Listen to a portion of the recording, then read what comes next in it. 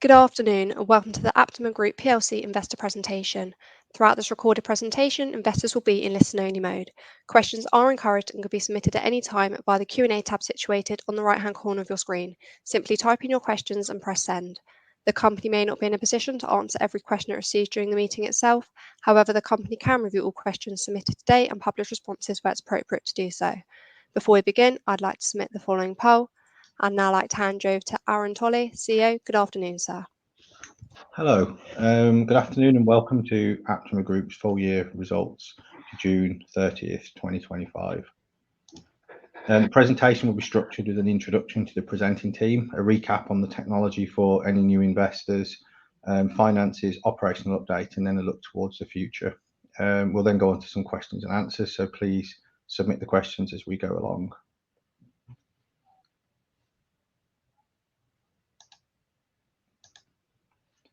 So I'll introduce myself first. So I'm the co-founder and CEO of APTAMER Group. I have a PhD and a background in structural biology and biophysics. And I founded APTAMER Group in 2008 and built the infrastructure to start essentially trading the company in 2012. I've run the business for the past 12 years and guided it through a period of revenue growth subsequent to IPO. I'm now focused on building the team to take the company through a transition, developing licensable assets and focusing the company's technologies in areas where it is suited to solve niche, high-value opportunities. Good afternoon, everyone. I'm Andrew Rapson. I'm CFO at APTAMER Group. I've got over 20 years' experience now as a chartered accountant. I joined APTAMER in August 22 and then took over the role as CFO in August 23. And I've now got just over 10 years of experience working in the AIM environment. So I thought we'd start with an overview of APTAMER Group. So we address a very large, mature market with our proprietary platform, solving high-value problems for pharmaceutical companies and large biotech companies. We have a proprietary platform for the discovery of molecules called Optimers, and they're used essentially as alternatives to antibodies, which I'll come on to explain a bit later. We have relationships with all of the top 10 pharma companies, and now 85% of the top 20 pharmaceutical companies. We have a very talented team of 30 people.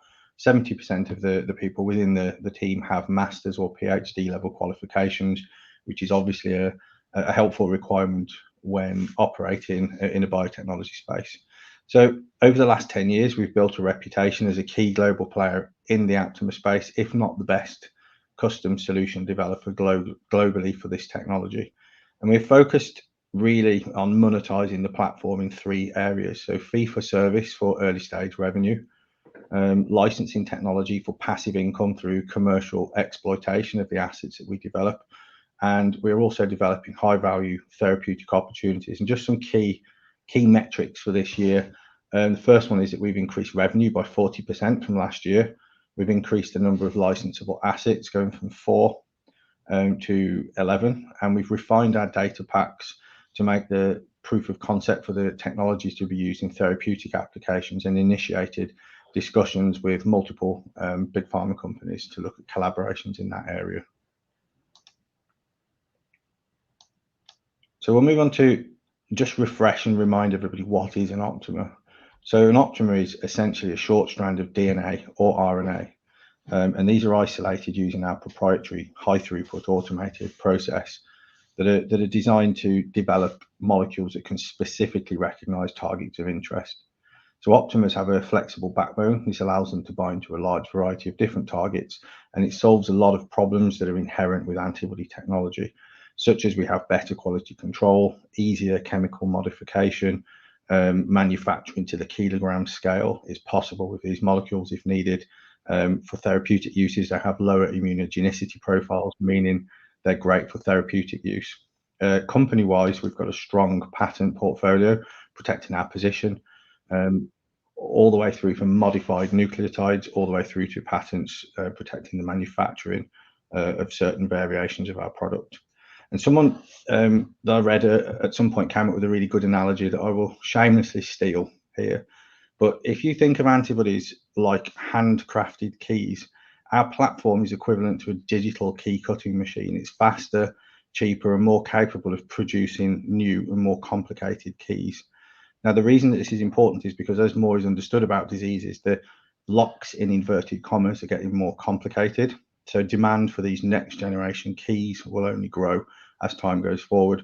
And this is why I think we have 85% of the top 20 pharma companies using our services. So let's just have a look at the market and where we fit in the market. So we operate in this really large, what's referred to as an affinity ligand market, $210 billion globally, in fact. And an affinity ligand is a term used to describe a type of molecule that can stick to another molecule. So antibodies are not the only players within this market. The market currently is, and it was dominated by antibodies. But as I touched on earlier, about 50% of antibodies fail to perform as expected. They're expensive and slow to develop, so there's a need for alternative solutions. So since I would say the late 80s and early 90s, various different alternative platforms have emerged. So if you look on the slide, if you look at Abcam on the left-hand side, who focus mainly on traditional antibodies, all the way through to Argenx, Molecular Partners, Peptidream, Bicycle Therapeutics, all having different variations on antibody or binder type technologies, all the way through from recombinant antibodies through to various different types of protein scaffolds, through to what's referred to as macrocyclic peptides, and then onto Optimer and APTAMER technology, which are essentially nucleic acid based binders. So we're a platform tech company. We followed a traditional platform tech approach, solving problems, proving the market, and then focusing on niche areas where the technology excels, which is what we're hyper focusing on now. And as you can see, some of the platform companies on the slide here hitting the right therapeutic indication are reaching the $1 billion valuation level. So to put this into context, there's around 500 plus antibody related companies in the market. So there's a lot of noise. Over 100 of those are involved in therapeutic developments with around 500 antibodies in trials. Conversely, there are a few dozen Aptamer companies. There's an increasing amount of activity in clinical trials with Aptamers as people are exploring Aptamer-based therapeutics. In fact, if people are ever questioning if there's an interest by big players in Aptamers, like 2023, Astellas Pharma acquired Iveric Bio for $6 billion, and that was actually an Aptamer-based technology. As a company, and where we fit into this, we are globally recognized as a key player in the space. It's a less crowded space than with antibodies. And as we work to develop data packs and evidence that the binders that we're generating and the molecules we're generating can be used for gene therapy delivery. And with the recent RNS now, we're looking at developing radio pharmaceutical delivery. We're taking advantage of the unique properties of these molecules to leverage therapeutic partnerships. So we feel that we're at a pretty much a good value inflection point as a company and as a business. So moving on to look a bit more in detail at our company. So as we know, these Optimers, affinity ligands, or these keys, we're developing as alternatives to antibodies. We're paid on a fee-for-service basis for solving these problems, often unsolved problems for our clients. And we generate revenues solving these problems in three broad areas. So first, on the bottom left-hand side is critical reagents. So these are molecules that are used as quality control tools in developing assays for drug discovery, and basically ancillary and support reagents. Very important reagents, and batch-to-batch variability here is really key, because if you're developing a drug and you require a critical reagent, you need to make sure that through the lifetime of drug development that reagent performs the same every single time. And that's why we're picking up a lot of work and interest in our molecules. We're also looking at the application of Aptamers in diagnostics. This is where you would use an Aptamer to develop, say, a lateral flow device for the detection of things like COVID or other various things that you would like to detect through standard diagnostic applications. And we've got loads of data that demonstrates Aptamers can be used and replace antibodies in a variety of different platforms. And then finally, we're looking at using Aptamers in the therapeutic space as delivery vehicles. And quite interestingly, the fourth application area, which I've mentioned several times before, came a bit left of field, is using the technology in the deodorant space or the cosmetic application area. So the business model has three strands. generating revenue through fee for service, generating IP from those provision of services, and eventually hoping that that will lead to passive revenue streams from licensing royalties. And then we're planning to partner in key therapeutic areas. So I'll quickly go through a couple of examples of where this model has worked and it's turned into imminent licensing opportunities for the company. So the first one here is an example of some optimers that we generated to folic acid. So you can see on the right-hand side of the slide that you have multiple different variations of folic acid, and the one at the top is the one that's usually fortified and added to food products.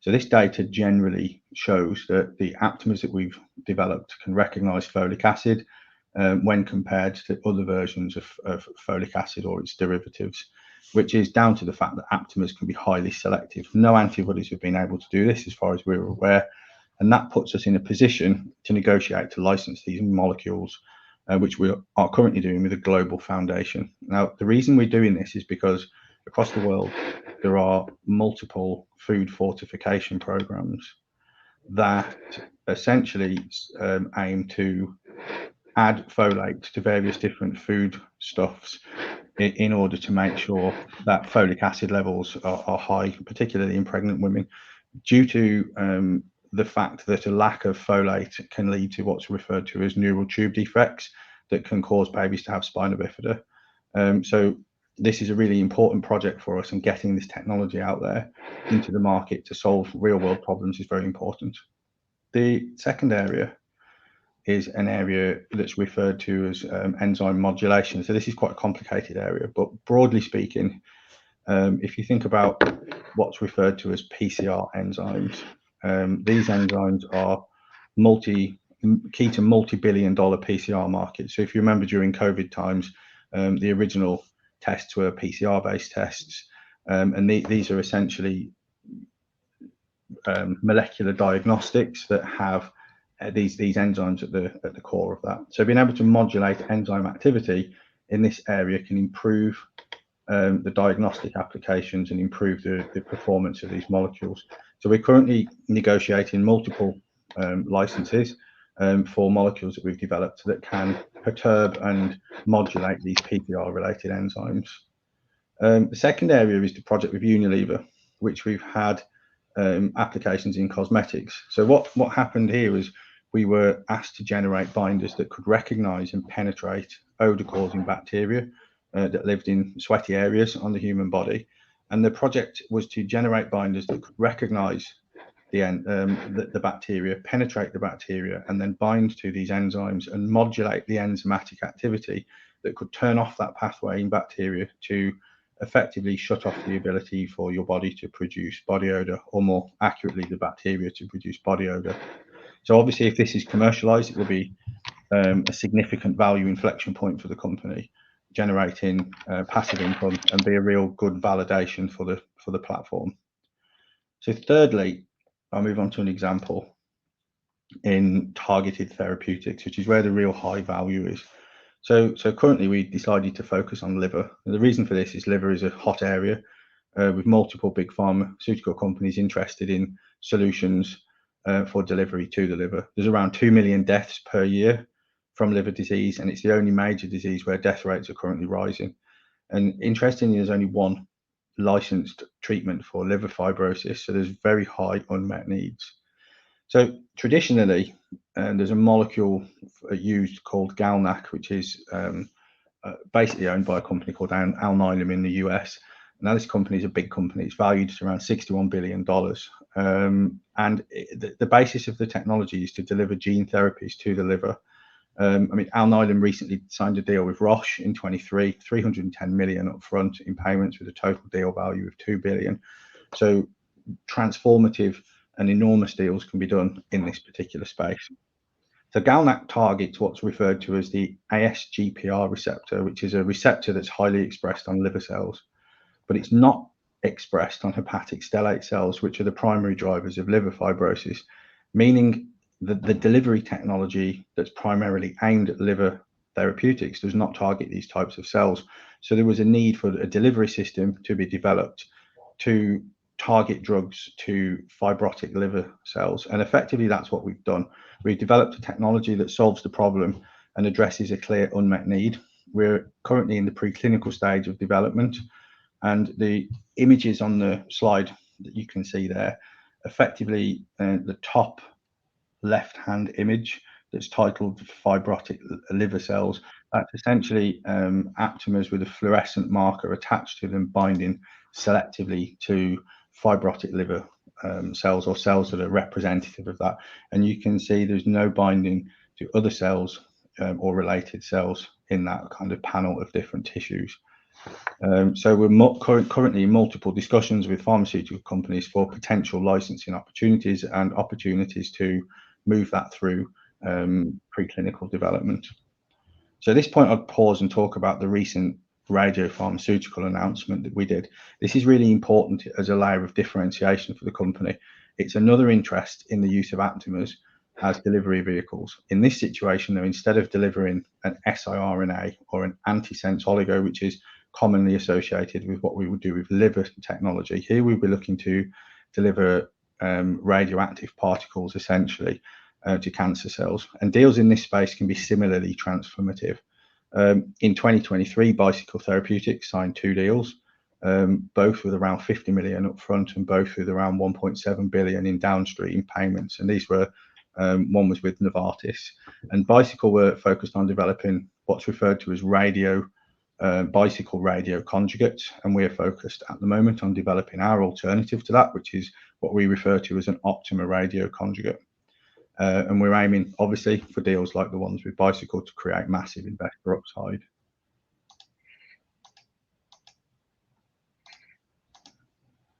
So, obviously, that's quite a lofty aspiration and one that we're confident that we can achieve. But while we're developing these relationships and the technology, the day-to-day running of the business, fee-for-service generation and generated licensable technology and generating passive income from that has to go on. So over the past 12 months, we've completed projects giving us an increase of 4 to 11 opportunities, many of which are in active discussions. And we're essentially focused on evolving these, solving these intractable problems, and evolving all of the opportunities that we have for fee-for-service into licensable income. And there are several new success-based additions that have the potential to be added to this wheel. Things like the project with Invisius that we've just signed, which is in the area of kidney disease, the radioligand project that we've just signed with a top 3 pharma company, and there's a few other opportunities in critical reagents that we've just signed. So we may be pushing 11 to 15 different opportunities fairly quickly here based on success. So now that we've covered the background areas of focus for the company with some examples, I'll pass to Andrew now to go through the finances for the past year. Thanks, Aaron. So firstly, we'll take a look through the income statement and the cash flow. The revenue for the year was 1.2 million. That's up 40% on the 0.86 million reported in the prior period. We took forward much improved sales and production pipelines into this latest financial year, resulting in the increased revenue. We've continued to convert deals steadily throughout the year, continuing to focus on retaining IP to make the business more financially secure in the future. We've seen a strong mix of repeat business and new contracts, and we closed a series of new contracts in the final quarter, an element of which will roll over into the new financial year. This includes a couple of notable contracts. We were very pleased to agree a second fee-for-service contract with Unilever. For us, that demonstrates the value they've seen in the technology from the first project. We also have repeat business with a top 20 pharma partner, where we successfully retained the IP in a contract worth £126,000 in fee-for-service revenue. In that case, target material was delivered quickly to us, which meant we recognised some revenue in FY25 and the remainder will roll over into FY26. And it's also worth noting we had a project with a top 5 pharma company that was signed in November 24, and that's progressed very successfully, resulting in a contract extension that we announced in August 25. The customer has evaluated the Optimer in a parallel application, showing that the Optimer significantly outperforms all previously tested antibodies. As a result, the customer has placed repeat orders of the Optimer to expand internal testing and evaluation of the technology. This developed Optimer will be used to support a current clinical drug development program. The increase in revenue resulted in an increase in margin. This is due to an element of cost of sales relating to staff costs, and for these costs, the increased revenue has been accommodated with staffing capacity rather than needing more staff. If we look onto administrative expenses, they reduced from 3.2 million to 2.9 million, which is a result of the continued focus on a lean cost base despite the wage and supply chain inflation. The current headcount reduced from 38 to 31 at the end of the year. If we look at the cash flow, and the net cash used in operations was 1.9 million, and that's largely reflective of the adjusted EBITDA loss of 2.2 million after adjusting for 0.2 million of non-executive director fees paid in shares rather than cash. This outflow was funded by the fundraise completed in August 24 with net proceeds of 2.6 million. And we closed the year with a cash balance of 1.1 million, and shortly after the year end we raised 1.8 million net of expenses. I thought now we'd just have a quick look through the licensing progression. And FY25 has been a significant year in terms of asset progression. As Aaron has mentioned, we've significantly advanced the asset portfolio, starting the year with 4 assets in the licensing pipeline and concluding the year with 11. This is a significant step forward and demonstrates that technology has long-term value to customers. This is an area we worked hard on over the last 2 years. Increasingly, we try and protect our position regarding IP generated from the fee-for-service projects. This means that securing fee-for-service contracts is slightly more difficult, but it gives us the ability to benefit from downstream commercialisation through passive licensing revenue. We're particularly pleased that 2 of these assets have reached signed licensing terms during the period. One to Neurobio in the development of an early Alzheimer's diagnosis test, and the second to Glasgow University as a vaccine adjuvant. We now look forward to seeing how these customers progress the development of these assets into end-use applications. You can see on the table there we've recently signed a development contract with a major multinational conglomerate to deliver Optimer FC for inclusion in immunohistochemistry kits. And this deal includes a 2% royalty on net sales from assay kits. At the bottom of the table, we show 3 late-stage legal review licensing deals for enzyme modulating Optimers. We had 2 customers that approached us separately early in the financial year with a view to carrying out fee-for-service work with their enzymes, and both projects progressed very successfully. One of those customers then initiated a second enzyme project with us, and that has also progressed very well. So the technology seems to perform very well in this setting, and we've now got 2 customers with whom we've agreed heads of terms, and we're progressing through legal contracting with a view to licensing the technology. And the exciting element for us as an early stage company is that enzyme modulating Optimers are capable of being moved into a commercial setting very quickly. This means we could see Optimers incorporated into products very soon and consequently start generating royalty revenues from them. This has underscored our belief in the business strategy we've adopted to target retention of IP in the work we do, so that ultimately we can benefit from the commercialisation of any arising products. It's worth pointing out that this stance is not always possible to execute, but the majority of our fee-for-service projects now are executed in this manner and allow us to benefit from downstream commercialisation. I'll just turn on to the balance sheet. The net assets at the end of the period were 1.4 million compared to 0.9 million for June 24. The cash position at the end of the year was 1.1 million, and we raised a further 1.8 million net of expenses shortly after the year end. So at the end of July, we had a cash balance of 2.7 million. And we expect the overhead to be just over 3 million for FY26. So we expect the current cash to last us into 2027. We had strong support for the fundraise this time around, which was oversubscribed and puts us in a much stronger position to execute our plans over the near term. Other items on the balance sheet, we saw a slight rise in trade receivables, and that reflects the 3 significant contract wins in the final quarter as we got those projects underway and started recognising revenue. The tax receivable is 43k lower than last year. That's due to updated R&D credit scheme, tax credit scheme, which is now slightly reduced from where it was in the prior period. There was no CGU impairment in this period or the prior, but there's a slight increase in intangibles, and that's due to the patent costs relating to some of the assets that we've already touched on. So a quick look at the post-period review. So as we mentioned, we successfully raised the 1.8 million, and there's 5 key areas that we're looking to deploy funds from that fundraise. One is asset licensing negotiations. So as we've touched on, we've got a number of assets that are going through legal contracting, and these processes include supplier due diligence and testing, and they can be quite lengthy. And so ensuring we have financial stability to complete these negotiations and onboarding processes is key to us getting a good outcome. Aligned with that is manufacturing investment.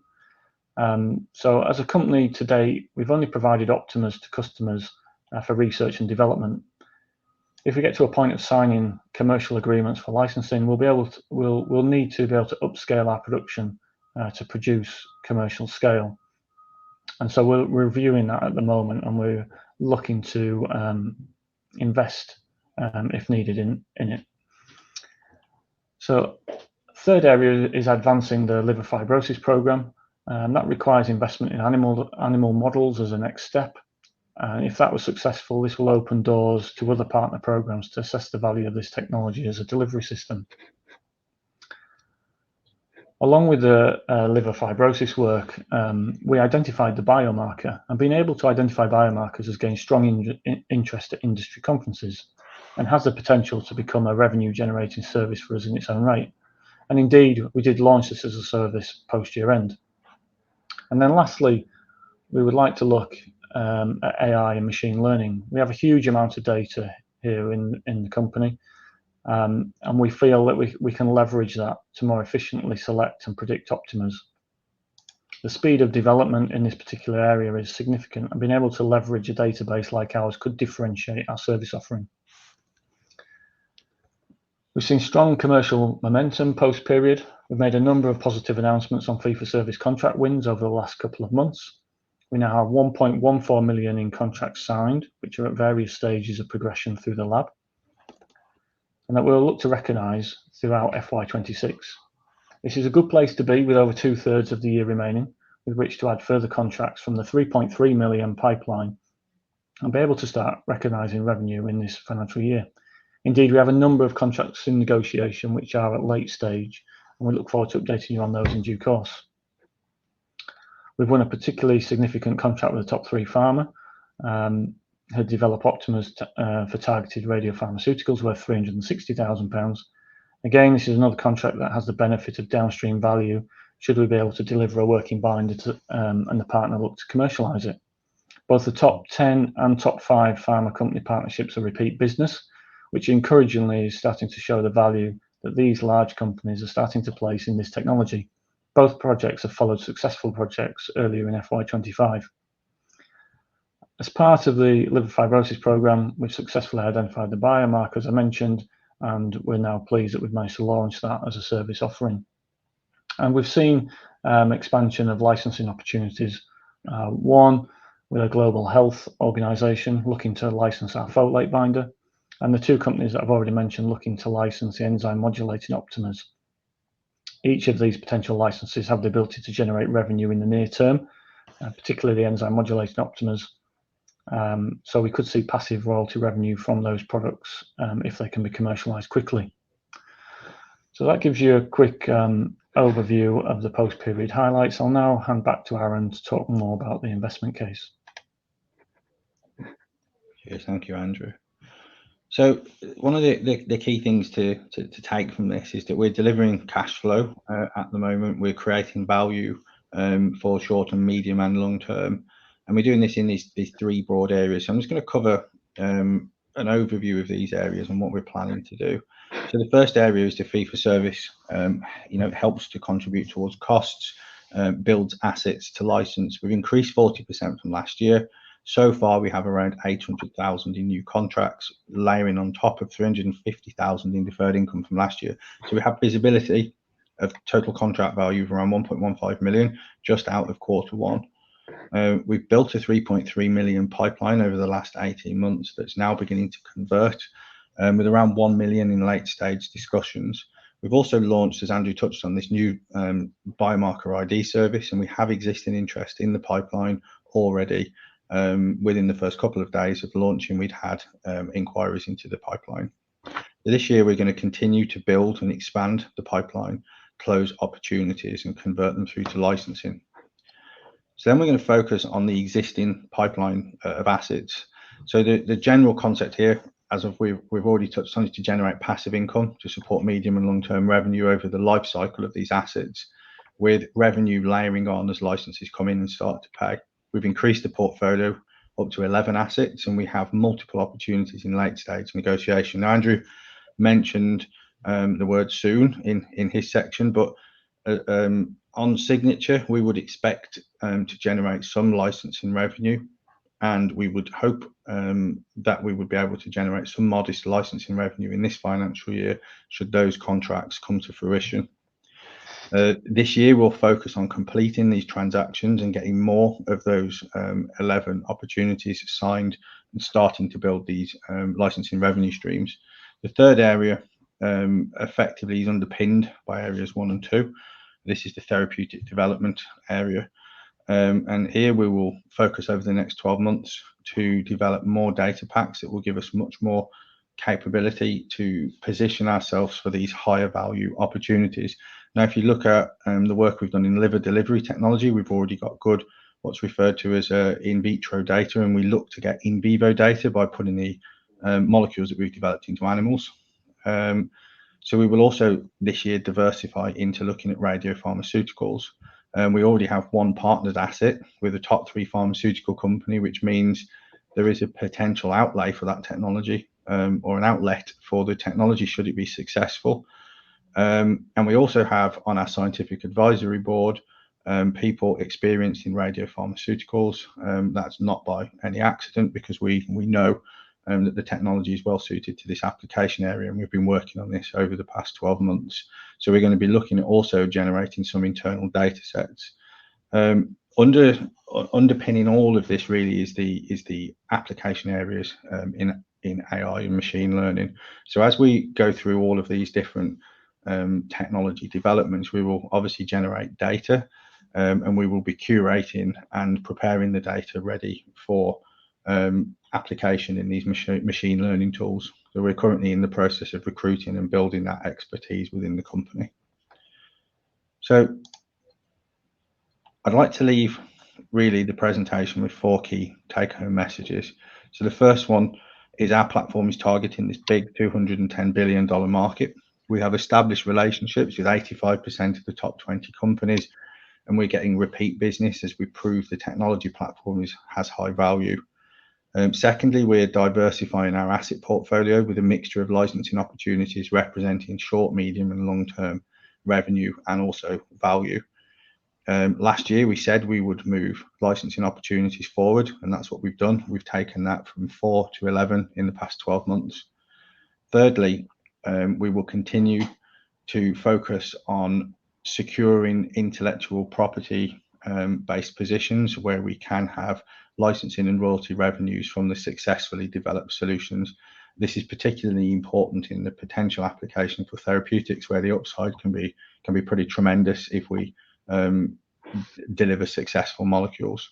And fourthly, just to point out, that we're funded and we have underpinning revenue streams and potentially in the shortish term licensing that can start to layer on. So we've got the foundations, we've got the relationships with the big pharma companies, and we've got a platform for growth. I think we've successfully reshaped and improved the business over the last 12 months, and we continue to work very hard to deliver opportunities, news flow, and progress for the shareholders. So we're looking forward essentially to keeping you updated with exciting news and updates. So that concludes the presentation, and thank you very much for your time, and we'll now move on to questions. Aaron, Andrew, thank you very much for your presentation this afternoon, and if I may just bring back up your cameras. Ladies and gentlemen, please do continue to submit your questions just by using the Q&A tab situated on the right-hand corner of your screen. Just while the company take a few moments to review those questions submitted today, I'd like to remind you that a recording of this presentation, along with a copy of the slides and the published Q&A, can be accessed via your investor dashboard. As you can see, we have received a number of questions throughout today's presentation, and if I may just start off with the first question here, which reads as follows. With the amount of new contract opportunities rising, do you plan to increase staff headcount, or is it containable within your present staffing levels? So I take that one, Aaron. Yeah, I mean, as I mentioned in the, is a one-line throwaway comment that we essentially our technology is based on high throughput liquid handling robots. So with a staff base of around 30 people, we have more than enough capacity to generate binders and increase revenue within the company. So there's no plan. The next question here reads, in July, your RNS states enough cash to last till 2027. Is this still the case? Yes. Yeah, so we've made no changes from that announcement that we made in July. Yes, we had 2.7 million of cash at the end of July. We're running with a cost base of around 3 million, just over 3 million. So even with no revenue, that sees us through another year, but revenue projections are quite good given the contract closing that we've seen over the last few weeks. So yes, we've still got a focus going through to 2027. It's worth bearing in mind as well that these financial statements have just gone out. The auditors have been in. They've effectively agreed with the going concern assumption, which requires stress testing downside scenarios and being able to agree that we've got at least 12 months of visibility on cash runway. Yeah, so there's nothing that's changed from what we said in July there. That's great. Just moving on here. What are the key drivers behind the 40% revenue growth this year? So we started the year strongly. We took forward a much stronger pipeline, both in sales and production. The prior year had seen us rebuild those pipelines, and so that contributed to most of the revenue growth this year. We've maintained the good momentum in deal closure. As we've been updating on over recent weeks, we still have a pipeline of 3.3 million, and that includes circa 1 million of late stage deals. And we've got 1.14 million of contracts that are now signed, and we're looking to recognise those throughout FY26. Perfect. With adjusted EBITDA losses narrowing to 2.2 million, when do you believe you will reach break even or generate positive cash flow? So that's hard to say. We're continuing to focus on building the fee-for-service side of the business, and really one of our main focuses over the current period is to start getting some licensing agreements in place. You could see from the update we've just given that they're progressing well. We've increased the number of assets, and some of those are progressing quite well. We signed 2 deals in the period, but the ones that we talked about recently post-period, one with the Global Health Organization, a couple for enzyme modulating optimers, have the potential for near-term revenues. Licensing deals, by their nature, are a much higher margin than the fee-for-service work, so that just brings closer that break-even point, makes it more achievable. So that's our focus for the current period. Thank you. Just turning to the next question here. How much of the 3.3 million sales pipeline is near-term contracts versus longer-term opportunities? Yeah, Do you want to take that, Aaron? Yeah, that's no problem. So typically it can take anywhere between a couple of months through to maybe 6 to 9 months to fully go through the contracting process. Now, we've been rebuilding the pipeline for 18 months. So we have projects and opportunities that are in various stages of close. The ones that are in late stage, in the late stage, which is what we would define as likely to close within the next 1 to 3 months, is around 1 million out of that 3.3 million. But obviously, as we go forward in time, more of that pipeline will be replenished at the top end, and more of it will move through. So hopefully, we're in a position now where we can start more regularly closing opportunities out of the pipeline. Thank you. Of the 11 licensable Optimer assets, which are expected to generate near-term royalty or licensing income? Well, yeah, I think I just touched on this in one of my answers, but the enzyme modulating optimers, we've got 3 of those that we've developed for the 2 companies that I talked about. They've both performed well. We've got heads of terms in place there, and yeah, both companies have indicated a want to license those assets. So they look nearer term, as does the folate binder that we've discussing with a global health organization. I think there are our best opportunities for near-term licensing revenue. Thank you. Just turning to the next question. The recent top 3 pharma contracts on radiopharmaceuticals suggest diversification into therapeutics and oncology. Is this now a key strategic focus area? Yes, I would say it absolutely is. Given the kind of references I made to the potential deal values and unmet needs within these particular market areas, I think our platform is well positioned to take advantage of its unique properties to enable us to move into that space. So that will be almost certainly a key area of focus for us, both in gene therapy delivery and also radionuclide delivery over the next 12 months and going forward. Perfect. The fibre optic liver delivery vehicle showed the reversal of scarring in lab tests. What are the next preclinical milestones and what is the commercial potential? So the next preclinical milestone, so we've done everything that we can do broadly in an in vitro setting, which means in a test tube. So we've done all of the cell-based assays, proven phenotype reversal, which is what that's referred to show that we can take cells that have become activated such that they show fibrotic phenotypes, and then we can reverse that by the delivery in inverted commas of these RNA constructs. So the next phase of development would be to demonstrate this functionality in an animal-based model.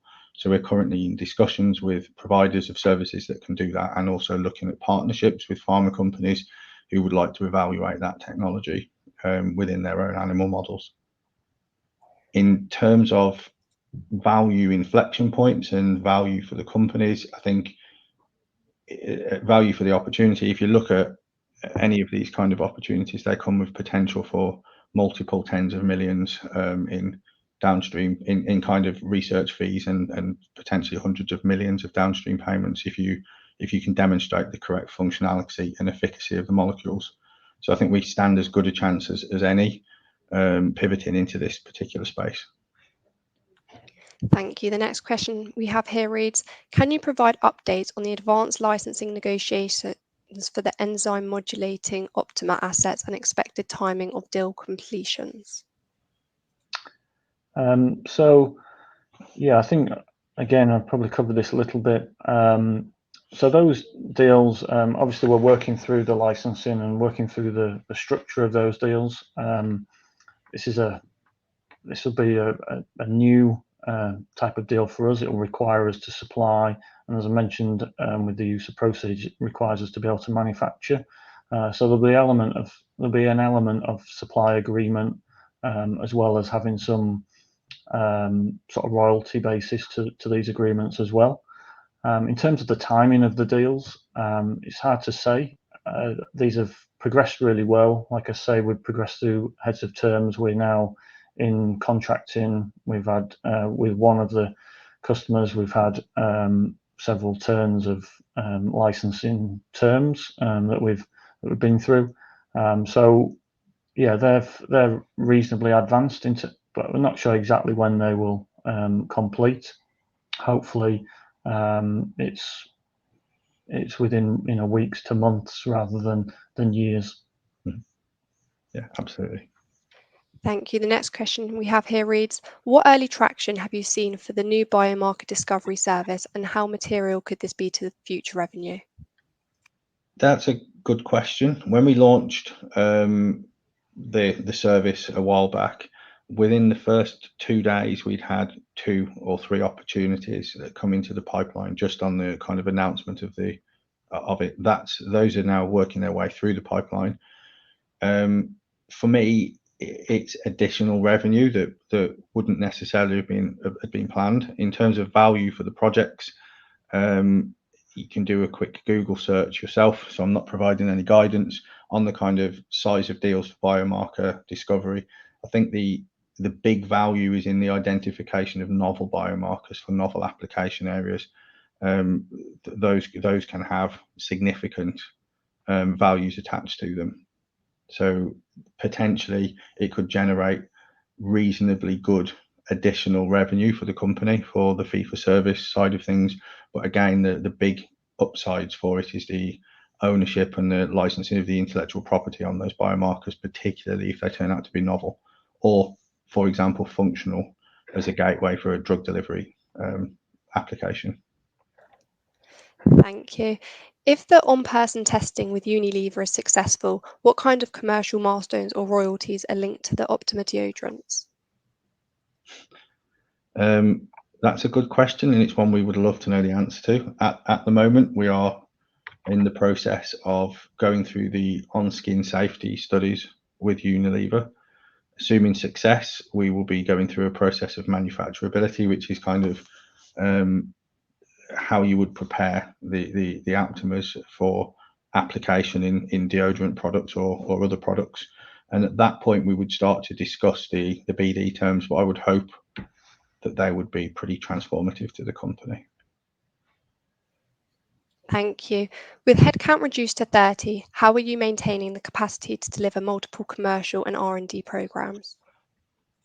Again, that goes back to the question previously with our high throughput liquid handling robots.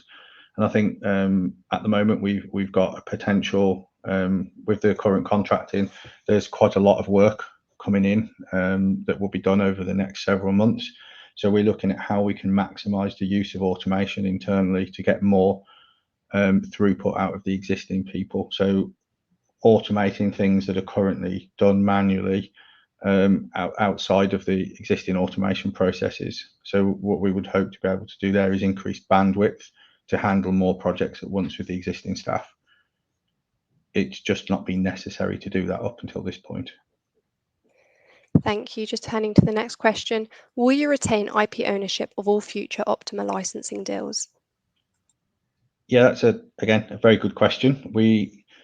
It's important to clarify ownership and the ability to generate revenue. So from downstream commercialization. So not every single opportunity we will own the intellectual property. So in some cases we may sign an agreement where the intellectual property is transferred to the customer, but it's not able to be commercialized unless market fair commercial terms are arrived at.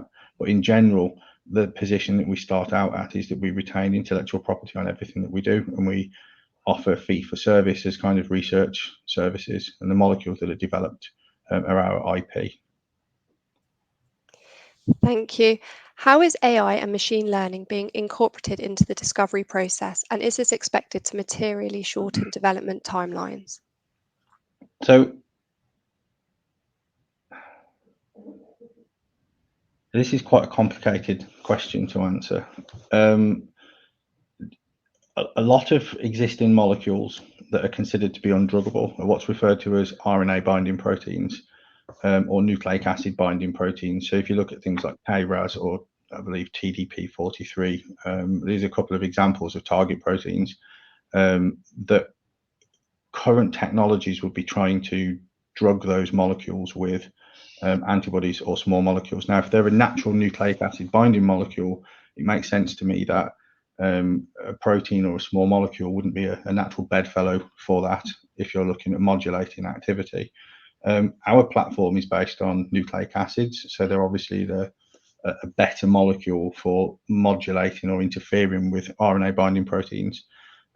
We've got 15 years of data associated with interactions between nucleic acids and proteins. So collating and curating all of that data into a data set that can then be uploaded and analyzed through machine learning tools is pretty key, essentially, to adding value. Once we've done that, though, we'll be able to understand much more deeply how nucleic acids and proteins interact and how better to design aptamers. So what we would hope is not only would it shorten the development process, but it would also lead to much better quality molecules for drugging particular targets. So that would obviously come with a requisite increase in value and therefore revenue into the company. So I hope that explains it. That's great. Who are your main competitors and what is your competitive advantage against them? That's a good question. There are a number of companies all over the world. As I mentioned earlier, there's a handful of Aptamer companies, around 20. I won't mention particular names for obvious reasons, but our USP as a company, I suppose, is that we have automated the selection process. We've got 15 years experience in developing binders to various types of targets, whereas a lot of our competitors will only have one process for generating binders.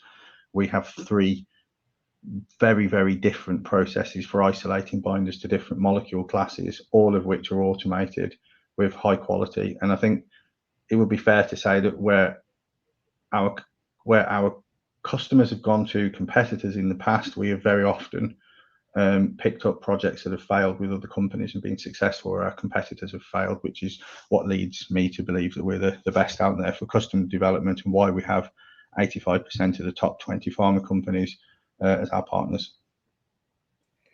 Thank you. When do you expect license income to pick up substantially? I can take this one, Aaron. So I think we've touched on we're near stages with some of the licensing of assets that we think have near-term revenue potential. So I guess this current financial year will give us a good indication of when that sort of licensing revenue will materialise. Clearly, we will be keen to make everyone aware when we start getting revenues from licensing of assets. But yeah, we hope that's going to be in the near term. Thank you. Just moving on here. Can you say what percentage of turnover is attributed to licensing fees and royalties? So at the moment, we haven't got any revenues from royalties, from license fees. We have a small amount for production, if you like, for synthesis of binders, but most of our revenue comes from fee-for-service contracts at this stage. This is our strategy now to start monetizing some of those assets that we've managed to retain IP on. And that's been our focus really for the last sort of 18 months to 2 years to get us in this position where we can start generating licensing fees, and because it's a more passive income, and that will just help to get us to a point where we can get to break even and beyond, and really shows the value of the technology. Thank you. And just turning on to the final question here. The licensing deal with Glasgow University was announced some time ago. When do you expect to receive first income from this deal? Do you want that one, Aaron? Yeah, so that's an interesting question. So for us, as far as we're aware, we would be expecting commercialization of that over the next 12 months. And that's pretty much what I understand to be the situation. I believe the University of Glasgow, during the development of that, already had a commercial partner, and they're working through the processes of commercialization as we speak. That's great. Aaron, Andrew, thank you for answering all those questions you can from investors. And of course, the company can review all questions submitted today and will publish those responses on the Investor Meet Company platform. Just before redirecting investors to provide you with their feedback, which I know is particularly important to the company, Aaron, could I please just ask you for a few closing comments? Yeah, I would just like to say thank you for taking the time to listen to the presentation, and thank you for your support and staying with the company and effectively being a good, solid shareholder base. Aaron, Andrew, thank you for updating investors today. Can I please ask investors not to close the session, as you'll now be automatically redirected to provide your feedback in order that the management team can better understand your views and expectations. This will only take a few moments to complete, and I'm sure will be greatly valued by the company. On behalf of the management team of APTAMER Group PLC, we'd like to thank you for attending today's presentation, and good afternoon to you all.